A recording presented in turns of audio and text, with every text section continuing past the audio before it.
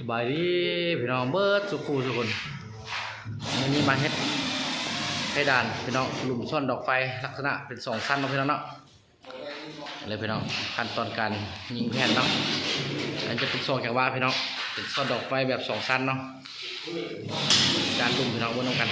บนงานการเฮ็ดเนาะอันนี้ก็เป็นขั้นตอนการยิงแผ่นชั้นที่2เนาะพี่น้องลักษณะเลยเนาะเป็นด้านลุ่มนะพี่น้องเนาะมุมด้านเริ่มกันพี่น้องจะเป็นมุมด้านถึงเนาะนี่เนาะด้านเธอจะใช้ลักษณะอะไรพี่น้องเลยยีการที่แล้วเนาะพี่น้องจะเป็นมุมอีกด้านหนึ่งพี่น้องเลยเนาะยีการเห็ดหลุมส่วนดอกไฟพี่น้อง2 ชั้นมา2 ชั้นเนาะเลยเนาะจะใช้ฝาตั้งอีกพี่น้อง9 เซนเนาะด้านนี้เนาะอันนี้ก็เป็นการใส่แผ่นลุ่มพี่น้องเนาะยังฝาตั้งเนาะเอามาเบิ่งขั้นตอนการใส่ฝาตั้งกันเลยพี่น้องเป็นใจใดเนาะเป็นขั้นตอนการใส่สีลายที่ฝาตั้งพี่น้องเนาะพี่น้องระยะห่างเนาะโอ้โถ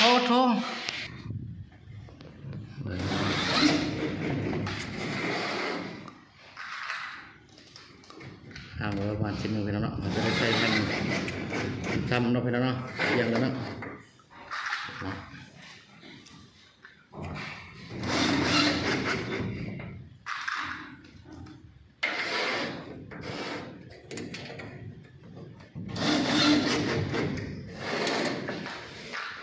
มีอย่างมากมาย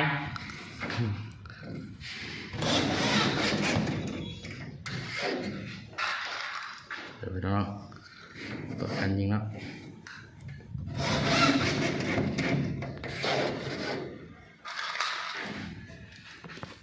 เอาไปปอกมันเลยสาย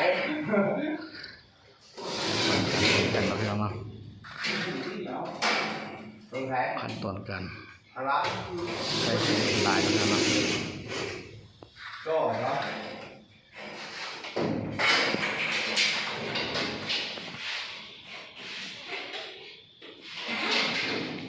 งานสร้างไฟเนาะ ไปเอาไปเลยพอลองก็ลองก็ได้ ตอนการใส่โครงสีลายพี่น้องเลยจะเห็ดหลุมกันวันนี้2 หลุมเนาะหลุมใหญ่บัดเลี้ยวจะเป็นลักษณะเลยพี่น้อง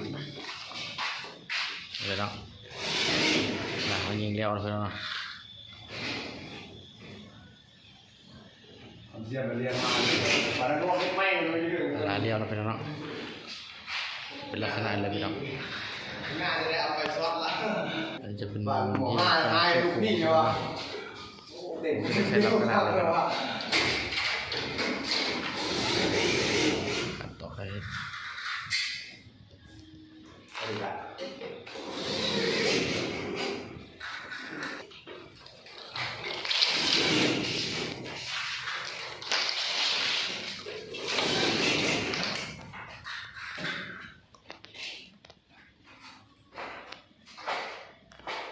น่าจะไหนน่าจะอาจจะ